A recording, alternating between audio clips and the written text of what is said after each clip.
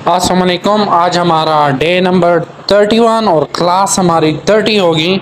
और आज हम 2 टॉपिक्स पढ़ेंगे।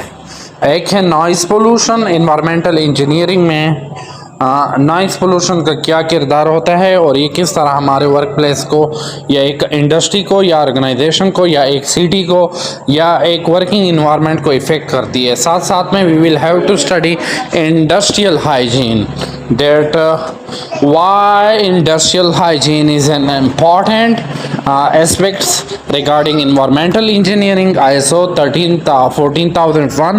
वैसे प्रीवियस लेक्चर में मैंने 14001 एक्ट के बारे में आपको बताया कि ये है क्या, ये कहाँ से आया, इसके क्या आउटकम है, इसके क्या कैरेक्टरिस्टिक्स हैं। और उसके साथ साथ मैं तकरीबन 1-2 हफ्ते से इन्वायरमेंटल इंजीनियरिंग जो है, जो कि बड़ा लेंथी और मोस्ट इम्पॉर्टेंट टॉपिक है, सेफ्टी प्रायोरिटीज़ को मद्देनज़र रखते हुए और एक्चुअली जो फॉरेन कंट्रीज़ में जितने भी जॉब्स होती हैं उनमें इन्वायरमेंटल इंजीनियरिंग की स्पेशल पोस्ट होती हैं। And if you are specialist in environmental engineering then you can easily get the job quite easily. And if you have 3-year degree in environmental engineering, then the job issue will be automatically resolved. So if you have the capable to understand ISO 14001 which EMS environmental engineering, then it is also good for you. So first I would like to start with industrial hygiene. That industrial hygiene is a crucial aspect as an environmental management system that focus on identifying, evaluating and controlling occupational health hazards in workplace. It's aimed to prevent work-related illness and injuries. देखें, जो industrial hygiene है ये EMS में ये identify करता है, एवॉल्वेट करता है और कंट्रोल करता है वो तमाम वर्किंग hazards जो कि एक वर्क प्लेस में होती हैं, ताकि काम के दौरान हमें ना इंजरीज हों और ना बीमारियां हों।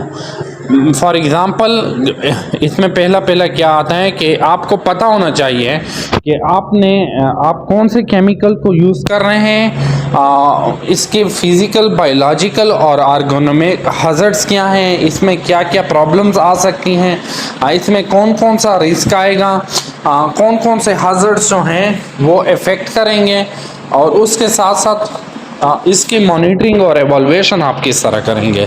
सिमिलरली इंडस्ट्रियल हाइजीन में क्या क्या होता है, एक तो आपने हज़र्ड्स की रिकग्निशन करनी होती है, आपको मालूम होता है कि ये कौन कौन से हज़र्ड्स हैं। उसके बाद इसके assessment, exposure, monitoring and sampling, साथ साथ में आपको पीपीईज़ की सिलेक्शन और उसका यूज़ का भी पता होना चाहिए। और साथ में आपने engineering, control and ventilation system के बारे में भी पढ़ा हो। आपको ये पता हो कि हेल्थ रिस्क में क्या असेसमेंट्स हैं और इसकी किस तरह मैनेजमेंट करनी है। सिमिलरली आपको प्रॉपरली ट्रेन हो, एजुकेट हो और आपको हर किस्म के रूल्स एंड रेगुलेशंस के बारे में पता हो। अगर आपने ये तमाम गोल्स इंडस्ट्रियल हाइजीन में को सही तरीके से बरवकार ले आए तो आप एक हेल्थी एंड सेफ इन्वायरमेंट में काम कर सकेंगे और कम से कम आपको रिस्क होगा।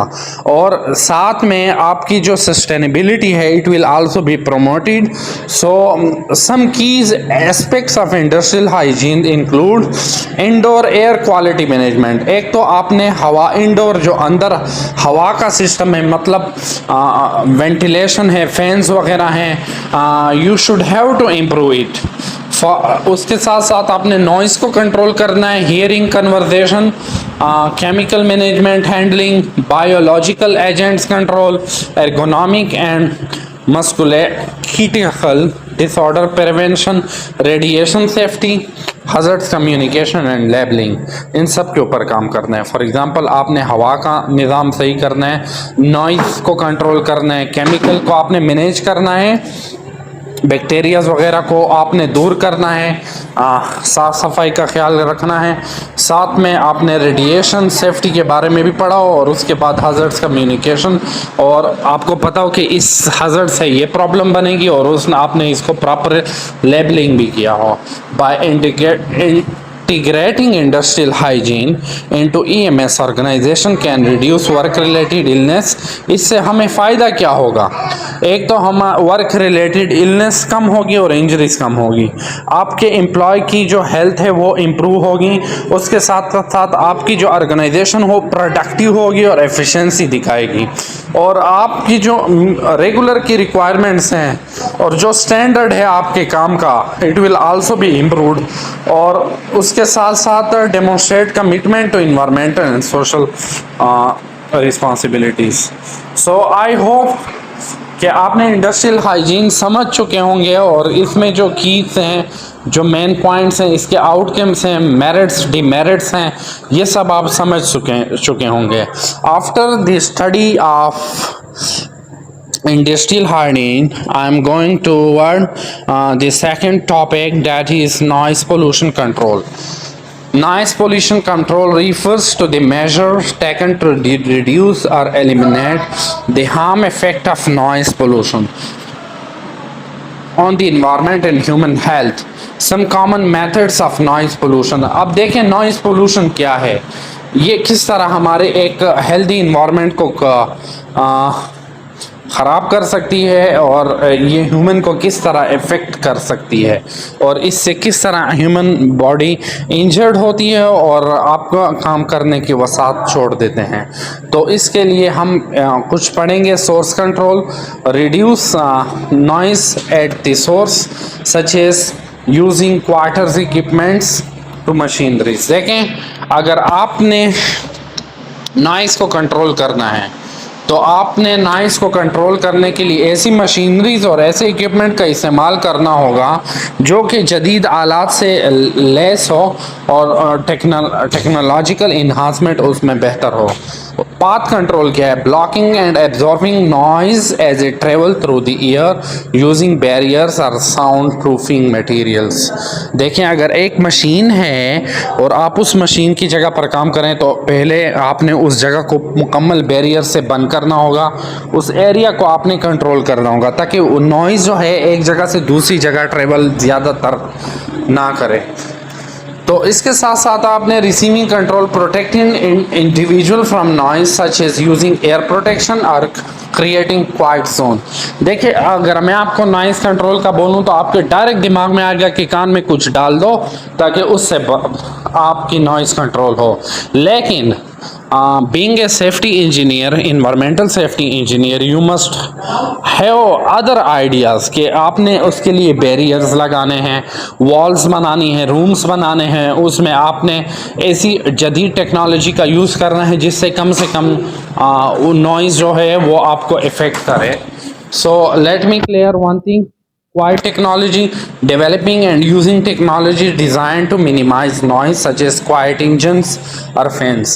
और आपने इस तरह मशीन्स को यूज़ करना है, ऐसी टेक्नोलॉजीज को यूज़ करना है जिसमें फ़ैन लगे हुए हों, क्योंकि अक्सर जब मशीनरी में फ़ैन लगे होंगे तो वो जो मशीन का शोर है उसको कम करने में मदद देंगे।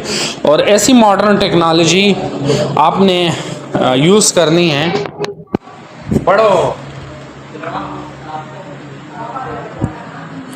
कि उससे हमें कम से कम नॉइज़ की प्रॉब्लम हो। Land use planning, designing communities and space to minimize noise exposure, public education and awareness, informing people about the effect of noise pollution and how to reduce noise, abatement measures, implementing measures such as sound barriers, acoustic screens and active noise control system. So research and development continuously exploring new methods and technologies to control noise pollution।